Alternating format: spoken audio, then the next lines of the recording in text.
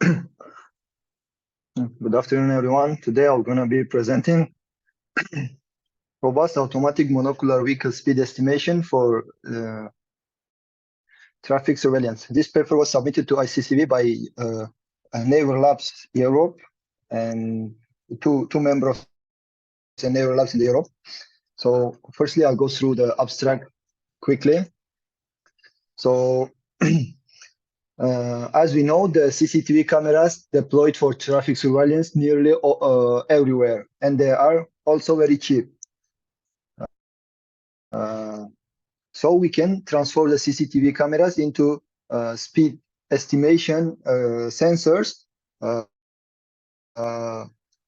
but this needs a little bit more work.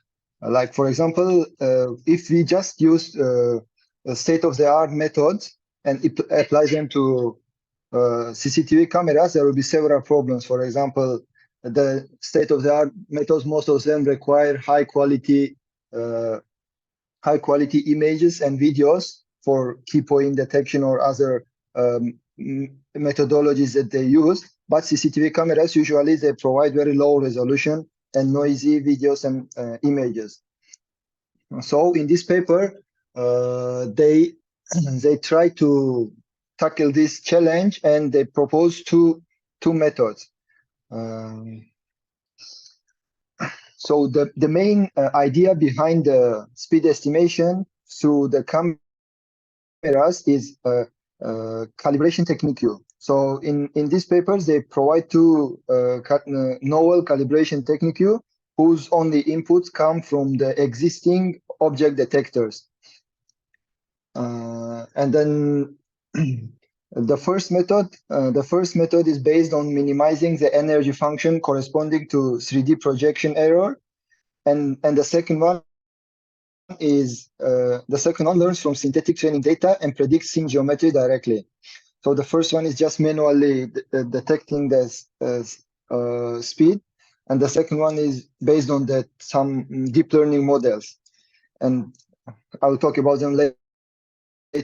And also, since there is no available CCTV quality data set to evaluate their model, they also contribute a new novel data set for speed estimation, but with like CCTV camera outputs. It means that like the quality of the image are low, and then cars are very small with respect to other data sets. And then they evaluate their models in this data set and other models, and then compare them. So here is some example of the existing data set in the left, which is called BR NOCOM speed data set. And as you can see in the right side, there is like CCTV cameras and then some cropped images of the car from CCTV. As you can see, there is a huge difference in the resolution and then size of the cars. So yeah. So like the speed estimation has many applications like intelligent transportation system, anomaly detection, and many more. And for now, this speed estimation is done through some dedicated hardware sensors, such as roadside radar sensors or GPS data collection and other things. But usually those sensors are very expensive, and it's very hard to deploy them at a large scale. On the other hand, CCTVs are already widely deployed, and they can already give a lot of data, video, image, or for the training of the deep learning models. So in this paper, the main focus is estimation of the vehicle speed from monocular video captured via surveillance cameras. And surprisingly, until now, there is no such a work done in this area. And so the problem is for applying deep learning state in this CCTV camera is that like state-of-the-art approach assume camera calibration already done, but it's not the case for CCTV cameras. And some of the methods, they automatically calibrate the cameras by themselves. But they assume like the parallel side on the roads, and they do the camera calibration through key point detections and all of this stuff. But all this automatic camera calibration that deployed in the state-of-the-art methods, they usually require, as we said earlier, the very high resolution image.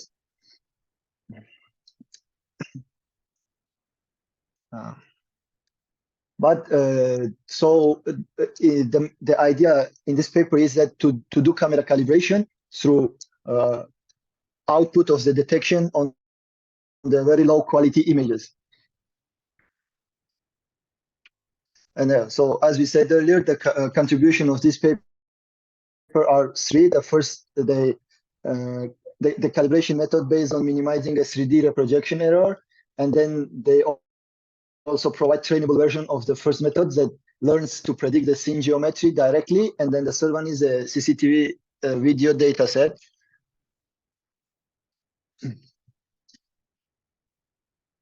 And so for the method section, they present two methods. The projection-based method, which is based on minimizing the 3D reprojection error given a rendering of the scene based on the calibration. And the second method is learning-based method, which learns to predict outcome of this handcrafted and manually expensive miniaturization using a transformer network. Okay, let's get started with the projection-based method. So the objective of this method is to minimize the function that measures the feed between camera calibration and set of vehicle detections. So this vehicle detection is done with already existing methods. And also in this method, they have like several assumptions. One of them is that the road portion visible in the scene is planar. And so if we assume this, then we get that the calibration of the camera amounts to recovering the homography matrix that maps the position X into the metric road coordinate system to the pixel position H of X, as you can see here. And in here, the H is the homographic matrix and the X is a location in 2D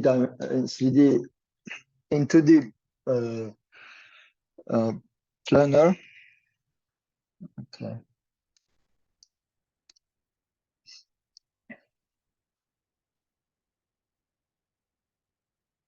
So in this case, the homographic matrix H already includes all extrinsic and intrinsic camera parameters, and it can be decomposed into rigid motion, such as rotation and translation, followed by projection in image plane using intrinsic calibration matrix K.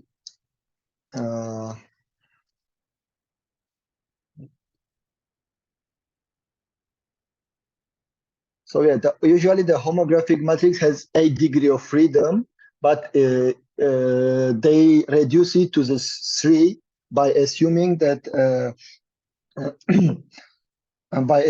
square pixel, no skew, and principal point at the image center, and no camera roll, and noticing that the vehicle speed are invariant to translation on rotation in 3D road plane, so that the speed is invariant if the camera is rotated, or if the like translation or rotation is in the camera.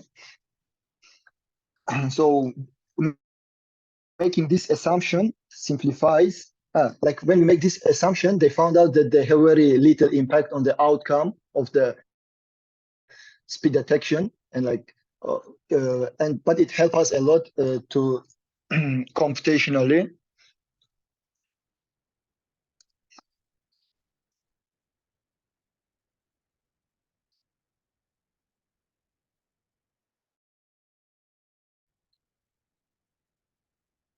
And then after making this assumption, the homographic matrix can be generated by selecting the focal of the camera and tilt angle and camera height, and then we can get the H in this manner,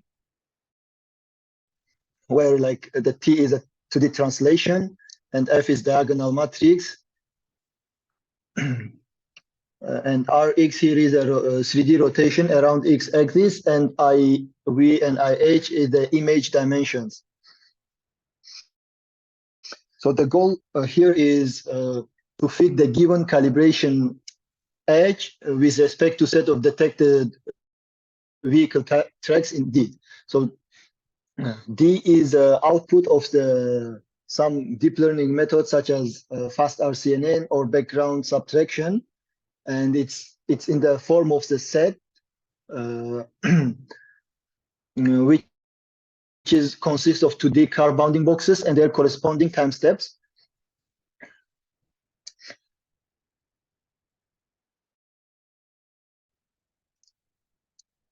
So the key insight in that is that the size of bounding box should roughly match what the calibration edge would predict, knowing that actually 3D cars position and dimension in 3D world. So they propose energy function here, and it consists of the projection error between the true bounding box and the one fitted using homographic matrix edge. So here is the equation for energy function. And the goal is to minimize this function.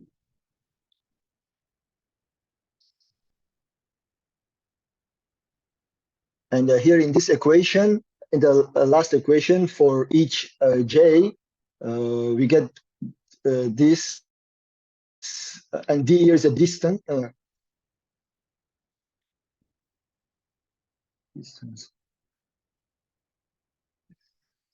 Yeah, so d here is a difference between like predicted bounding box pH for the given bounding box and then ground truth bounding box.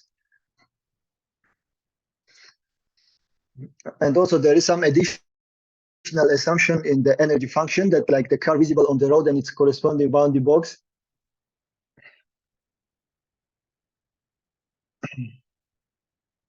And also the knowledge of the car's geometry, which they note as an array of 3D points aligned with the three main axes. And the last assumption is denote the rotation and translation that transports the car on the road in 3D world. So given this assumption, we can compute the bounding box, the predicted bounding box through this.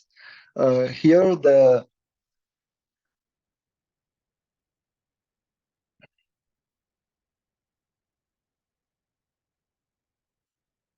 yeah.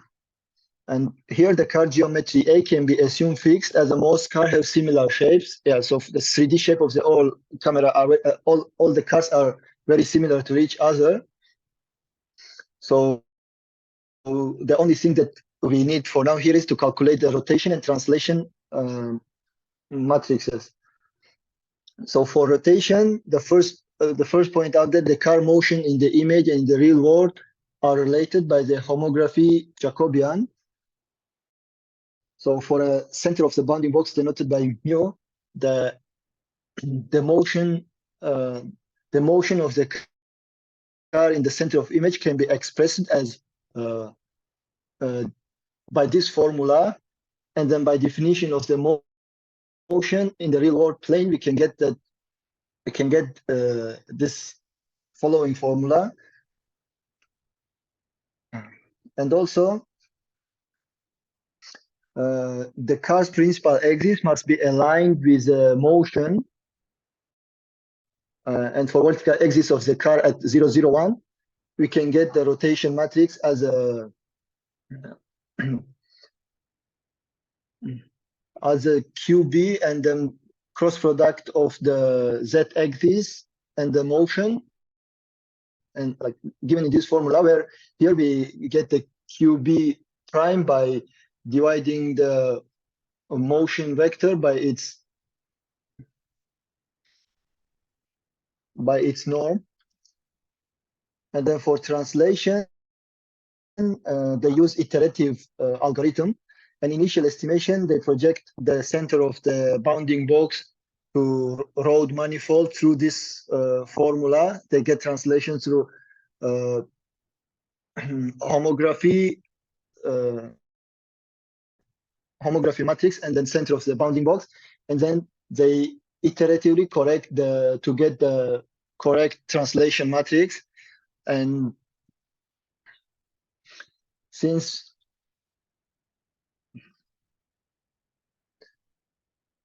and then based on the translation, they compute the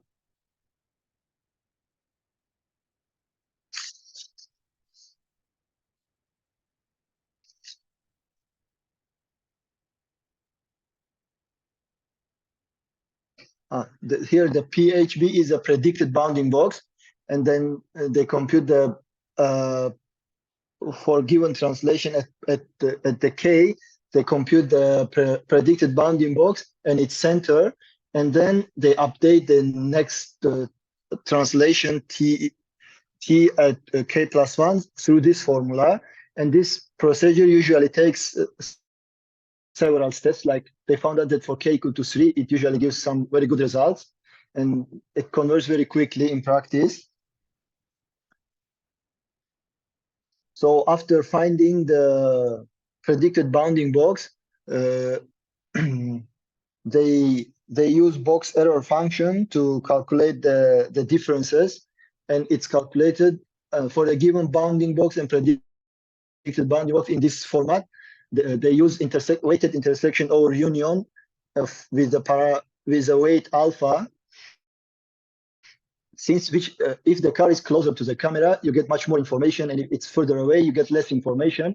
So they assign alpha to be square root of the area of the bounding box. And yeah, so for 3D rendering, they had 3D car models.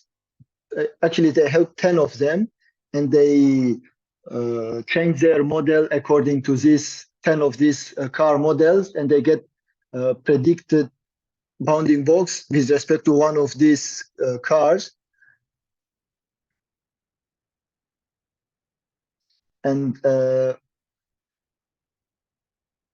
they calculate the speed straightforwardly based on the recovery 3D box translation with this formula at a given time. And for the learn-based method, the reprojection method presents above is robust and works well in practice.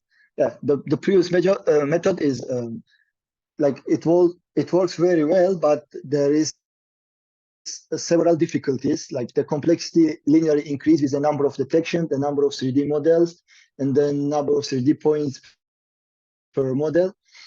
And it takes around 20 minutes for a short clip of 30 seconds. So they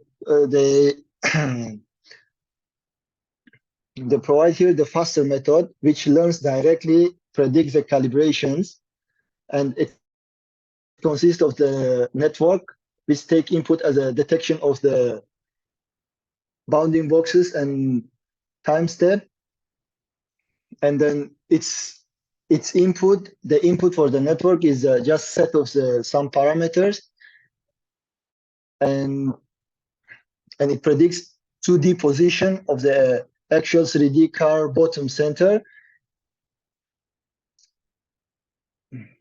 Yeah, and then after predicting the Jacobian, which already contains enough information to recover the car speed vector V. And we get the V from the previous method in this form. So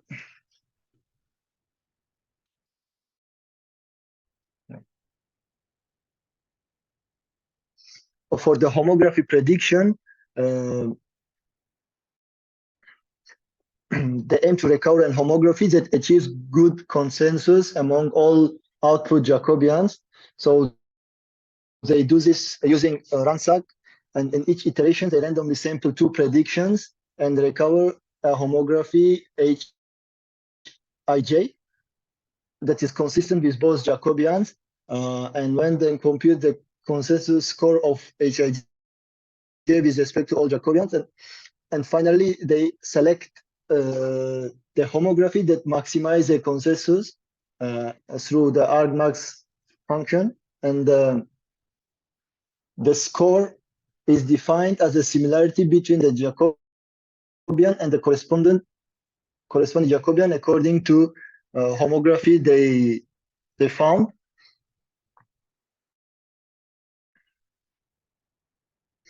And here is the formula for the score similarity. And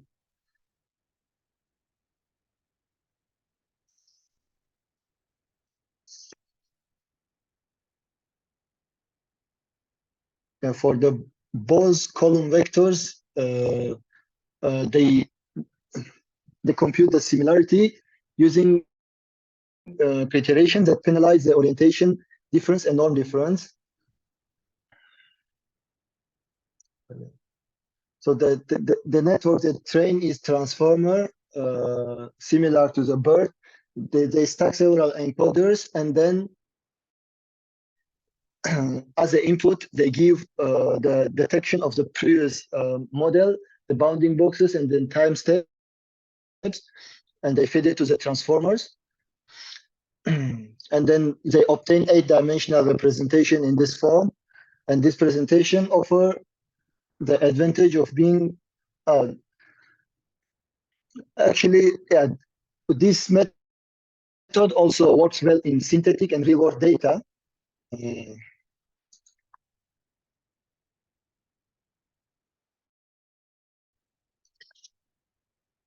Yeah, so for training, they generate synthetic training data with different camera and road and car poses.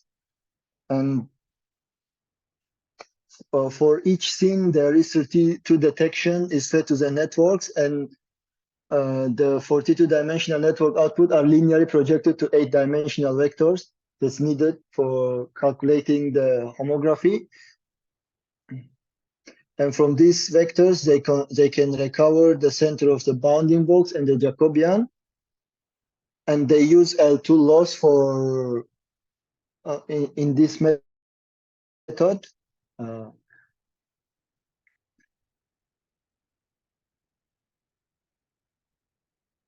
So here's the result of the rendered 3D synthetic data they use for training. In the left side, you can see the synthetic scene used for training. And these ellipses are fed to the transformer to predict the 8-dimensional vector that's used for homography detection. Yeah. So yeah, so they test their methods on their own data set, since the idea behind their provided methodologies for detecting the speed through CCTV cameras, which are usually low quality. And they collected 40 short video clips from publicly streaming CCTV cameras in Korea, and they make the ground truths through manually annotation of the bounding box, and each car was equipped with GPS tracker storing its speed and location. And as you can see, the second method, learn plus Ransack, achieves much lower error with respect to others. And the first